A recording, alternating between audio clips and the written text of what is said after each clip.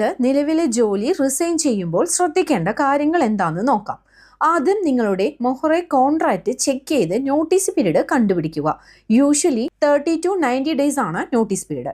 അതെല്ലാം നിങ്ങൾ probation പീരീഡിലാണ് resign ചെയ്യുന്നതെങ്കിൽ, നിങ്ങൾ തിരിച്ച് നാട്ടിലേക്ക് പോകാനാണ് റിസൈൻ ചെയ്യുന്നത് എങ്കിൽ 14 ദിവസവും, അതല്ല വേറെ ജോലിക്ക് പോകാനാണ് റിസൈൻ ചെയ്യുന്നതെങ്കിൽ 30 ദിവസവുമാണ് നോട്ടീസ് പീരീഡ്. ഈ നോട്ടീസ് പീരീഡിൽ നിങ്ങൾക്ക് വർക്ക് ചെയ്യാൻ സാധിച്ചില്ല എങ്കിൽ ഈ നോട്ടീസ് പീരീഡിലെ സാലറി കോമ്പൻസേഷനായി കൊടുത്തുകൊണ്ട് സ്കിപ്പ് ചെയ്യാവുന്നതാണ്. നിങ്ങൾ വർക്ക് ചെയ്യുന്ന കമ്പനിയിൽ 1 വർഷം കംപ്ലീറ്റ് ചെയ്തിട്ടുണ്ടെങ്കിൽ നിങ്ങൾക്ക് ഗ്രാറ്റുവിറ്റിക്ക് അവകാശമുണ്ട്. ഈ ഗ്രാറ്റുവിറ്റി കണക്കാക്കുന്നത് എങ്ങനെയാണെന്ന് നോക്കാം. ആദ്യത്തെ 5 വർഷം 1 വർഷത്തേക്ക് 21 വർക്കിംഗ് ഡേയ്സത്തെ സാലറി എന്ന നിരക്കിലും, 5 വർഷത്തിന് ശേഷം 1 വർഷത്തേക്ക് 30 വർക്കിംഗ് ഡേയ്സത്തെ സാലറി എന്ന നിരക്കിലുമാണ്.